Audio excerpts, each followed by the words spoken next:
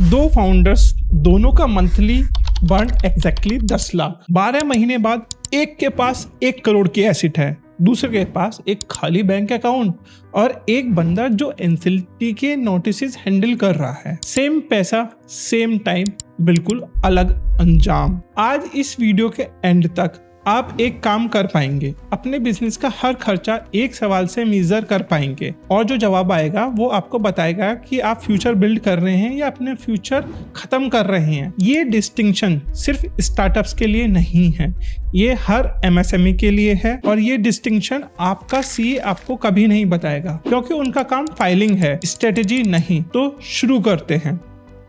सबसे पहले एक चीज क्लियर करते हैं, कैश बर्न एक न्यूट्रल वर्ड है, इसमें कोई जजमेंट नहीं है। प्रॉब्लम तब आती है जब आप ये एज्यूम कर लेते हैं कि सारा बर्न बुरा है या सारा बर्न इन्वेस्टमेंट है। दोनों अजम्पशंस गलत हैं। बर्न दो तरीके का होता है। अच्छा बर्न, जब आपका पैसा आज जा रहा है लेकिन कल एक एसेट बन रहा है, एक मशीन जो प्रोडक्शन डबल करेगी, एक टेक्नोलॉजी जो 5 साल तक आपका खर्चा बचाएगी, एक सप्लाई चेन जो आपके कंपटीटर के लिए इम्पॉसिबल हो जाएगी कॉपी करना। बुरा बर्न, जब आपका पैसा जा रहा है और कुछ क्रिएट नहीं हो रहा, सिर्फ एक लीक है जो आप देख रहे हैं। इनएफिशिएंट स्टाफ, डिस्काउंट जो कस्टमर को लाते हैं और फिर वापस भी वही डिस्काउंट ले जाते हैं, ऑफिसेज जो इम्प्रेस करते हैं, प्रॉफिटेबिलिटी नहीं बढ़ाते। एक सिंपल टेस्ट है, सुनो ध्यान से। अगर आज से आपको कोई फंडिंग बंद हो जाए, कोई बैंक लोन बंद हो जाए, क्या आपका बिजनेस स्लो हो जाएगा या सीधा बंद हो जाएगा? अगर सिर्फ स्लो होगा तो आपके पास अच्छा बर्न का कोई हिस्सा है, अगर सीधा बंद हो जाएगा तो आप बुरे बर्न पर चल रहे हैं और ये एक मेडिकल इमरजेंसी है, ना कि फाइनेंस का सवाल। अब थोड़ा मैथ करते हैं, सिंपल रखेंगे। एलटीवी वर्सेस कैक, ये दो नंबर्स आपके बर्न की क्वालिटी बताते हैं। एलटीवी मतलब लाइफ टाइम वैल्यू, एक कस्टमर्स अपनी पूरी जिंदगी में आपको कितना ग्रॉस प्रॉफिट देता है। कैक मतलब कस्टमर एक्विजिशन कॉस्ट, उससे लाने में आपको कितना पैसा खर्च किया। अगर आपका कैक 500 है और एलटीवी 2000 है तो आपका रेशो है 4:1। ये अच्छा बर्न है, आप पैसा लगा रहे हैं और 4 गुना पैसा वापस आ रहा है। लेकिन अगर कैक 300 है और एलटीवी 150 है तो रेशो हुआ 0.5। आप हर कस्टमर पर लॉस कर रहे हैं और जब आप इसी को स्केल करोगे तो लॉस और भी स्केल होगा। यही सीएफओ गोल्डन रूल है, हर रुपए का खर्चे के सामने एक सवाल, क्या ये फ्यूचर में रेवेन्यू क्रिएट करेगा, प्रोडक्टिविटी बढ़ाएगा या कॉस्ट घटाएगा? अगर तीनों में से कुछ भी नहीं, वो बर्न नहीं है, वो लीक है। अब आते हैं असली कहानी पर। 2022 क्विक कॉमर्स, एक ही सेक्टर में 2 कंपनीज, दोनों बर्न कर रहे हैं, दोनों वीसी फंडिंग ले रहे हैं, दोनों एग्रेसिव ग्रोथ चाहते हैं। पहली कंपनी डुन्जो ने अपनी पूरी जर्नी में लगभग $485 मिलियन रेस किए। बहुत बड़ी रकम होती है ये। अब पैसा गया कहाँ? हैवी डिस्काउंटिंग, कस्टमर्स को ल्यूर करने के लिए ऑफर पे ऑफर, टीवी कैंपेन्स, राइडर्स को ज्यादा पे करो, रूट्स को ऑप्टिमाइज मत करो, एक सिंगल ऑर्डर के लिए एक राइड भेजो, रूट बैचिंग नहीं, ऑप्टिमाइजेशन नहीं। यहाँ सीधा सवाल करो, क्या ये पैसा कोई एसेट बना रहा था? नहीं, कोई वेयर हाउस नहीं बना, कोई टेक्नोलॉजी नहीं बनी जो उनकी कॉस्ट स्ट्रक्चर चेंज करे, कोई सप्लाई चेन डेंसिटी नहीं बनी जो फ्यूचर में मार्जिन्स को इम्प्रूव करे। हर ऑर्डर पर लॉस और फिर वो लॉस स्केल हुआ और जब फंडिंग आना बंद हुआ, डुन्जो के एम्प्लॉइज की सैलरी रुकने लगी, वेंडर्स के पेमेंट डिफॉल्ट होने लगे, एनसीएलटी में इंसॉल्वेंसी प्रोसीडिंग्स शुरू हो गई। ये बुरे बर्न का टेक्स्ट बुक एंड है। 485 मिलियन और एक खाली रनवे। दूसरी तरफ है जोमैटो और ब्लिंकिट। जोमैटो ने भी पैसा जलाया। फाइनेंशियल ईयर 22 में उनका लॉस लगभग 1222 करोड़ था, लेकिन पैसा कहाँ गया? डार्क स्टोर्स बिल्ड करने में, रूट बैचिंग टेक्नोलॉजी में, सप्लाई चेन डेंसिटी में, मतलब इतने स्टोर्स खोलो कि डिलीवरी कॉस्ट पर ऑर्डर गिरे। कस्टमर्स को डिस्काउंट की आदत मत डालो, उन्हें स्पीड की आदत डालो, कन्वीनियंस की आदत डालो। एक चीज और है जो जोमैटो ने किया, जो मैं आपको आगे एक्सप्लेन करूंगा, और वो एक डिसीजन था जिसने सब कुछ बदल दिया। लेकिन पहले वी वर्क की बात करते हैं, क्योंकि वी वर्क दुनिया का सबसे एक्सपेंसिव लेसन है अच्छे और बुरे बर्न का। वी वर्क 2018-19 में रेवेन्यू था 1.8 बिलियन, लॉस था 1.9 बिलियन। मतलब जितना ज्यादा बड़ा हुआ बिजनेस उतना ज्यादा लॉस।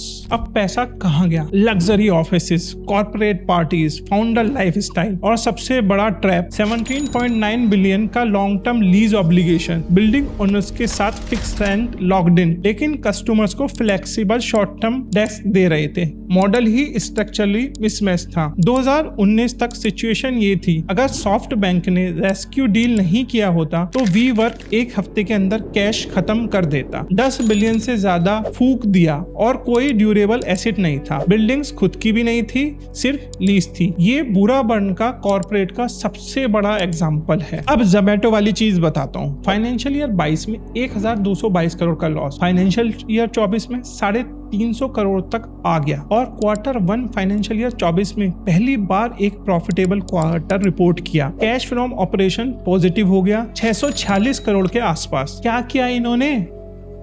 डिस्काउंट्स कम किए, डिलीवरी फीस ठीक की, ब्लिंकिट इंटीग्रेशन से सप्लाई चेन डेंसिटी बढ़ी, यूनिट इकोनॉमिक्स डिसिप्लिन आया और सबसे इंपॉर्टेंट, जब इन्होंने बर्न बंद किया बिजनेस खड़ा रहा। ये टेस्ट याद है? यही टेस्ट था। जब अच्छे बर्न का खर्चा बंद करोगे तो बिजनेस स्लो तो होगा लेकिन बंद नहीं होगा। ये जो मैं अब बताने वाला हूँ इसको या तो नोट कर लो या वीडियो सेव कर लो, क्योंकि ये एक बार सुनना काफी नहीं होगा। अब आते हैं 3 अलग नजरियों पर। आम बिजनेस ओनर क्या करता है? प्रॉब्लम आने पर रिएक्ट करता है, जब कैश खत्म होने लगता है तब सोचता है। सिस्टम नहीं होता, हर खर्चे के बाद जजमेंट नहीं होता। वो सुनता है बर्न, या तो सब रोक देता है या आंखें बंद करके भी खर्चा करता रहता है। ट्रेडिशनल सीए क्या करता है? P&L स्टेटमेंट देखता है, एक लाइन आइटम देखता है, मार्केटिंग एक्सपेंसेस 3 लाख, बोलता है सर खर्चा ज्यादा है, लेकिन उस 30 लाख में से कितना एसेट बन रहा है और कितना लीक है वो एनालिसिस नहीं होती। कंप्लायंस होती है, स्ट्रेटेजी नहीं। एक CFO क्या करता है? वो P&L को यूनिट इकोनॉमिक्स में तोड़ता है, वो कोहर्ट एनालिसिस रन करता है। क्वार्टर 1 में जो पैसा लगे उसने क्वार्टर 3 में रिकरिंग कैश फ्लो बनाया क्या? वो 2 अलग लेजर्स रखता है, कस्टमर एक्विजिशन अच्छा बर्न और ऑपरेशनल ब्लीड बुरा बर्न, और वो इंश्योर करता है कि कंट्रीब्यूशन मार्जिन हमेशा पॉजिटिव रहे, प्रॉब्लम आने के बाद नहीं पहले। और एक चीज जो VCFO करता है वो आपको एक IBC ट्रैप से बचाता है जो बहुत कम MSME ओनर्स जानते हैं। वो आगे बताता हूँ। अगर आप अपने ऑपरेशनल क्रेडिटर्स, वेंडर्स, सप्लायर्स को 1 लाख से ज्यादा डिफॉल्ट करते हैं तो वो NCLT में आपके खिलाफ CIRP corporate insolvency resolution process initiate कर सकते हैं। मतलब आपका बिजनेस कंट्रोल आपके हाथ से छीन लिया जाएगा। डंजो इसी में गया, एक के बाद एक वेंडर, एक के बाद एक एम्प्लॉय। बुरा बर्न का एंड सिर्फ लॉस नहीं होता, ये लीगल मौत होती है। अब एक प्रैक्टिकल टेस्ट, 3 सवाल आज रात अपने बिजनेस पर चलाओ। सवाल 1, अगर कल से फंडिंग बंद हो जाए क्या बिजनेस चल सकता है,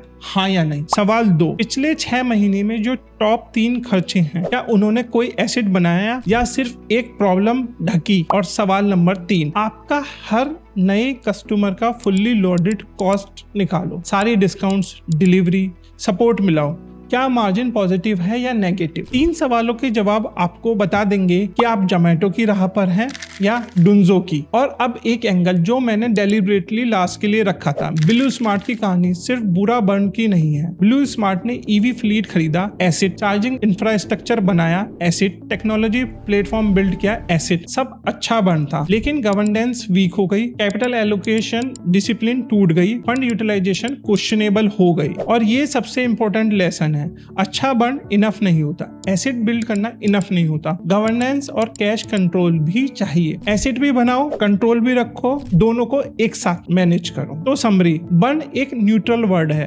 अच्छा बर्न फ्यूचर बनाता है, एसेट कैपेबिलिटी, मार्जिन इंप्रूवमेंट। बुरा बर्न सिर्फ आज के होल्स ढकता है और कल के होल्स और बड़े होते जाते हैं। LTV = CAC रेशो आपका मिरर है, ROIC आपका रिपोर्ट कार्ड है और वो 3 सवाल आपके डॉक्टर हैं। वार्निंग, अगर आप अभी बुरे बर्न पे हैं और इग्नोर कर रहे हैं, वेंडर्स के पेमेंट डिफॉल्ट होने की डेडलाइन आने से पहले कोर्स करेक्ट करो। IBC सेक्शन 9 के नोटिस के बाद करेक्शन का ऑप्शन बहुत कम रह जाता है। और लास्ट में कमेंट में एक चीज बताओ, आपके बिजनेस का सबसे बड़ा मंथली खर्चा क्या है और क्या वो अच्छा बर्न है या बुरा बर्न? मैं पर्सनली पढ़ूंगा। अगली वीडियो में मैं आपको बताऊंगा वर्किंग कैपिटल को एग्जैक्टली कैसे कैलकुलेट करते हैं और एक MSME के पास कैश होते हुए भी वो कैश की कमी क्यों फील करता है। वो प्रॉब्लम अलग है और उसका सॉल्यूशन भी अलग है।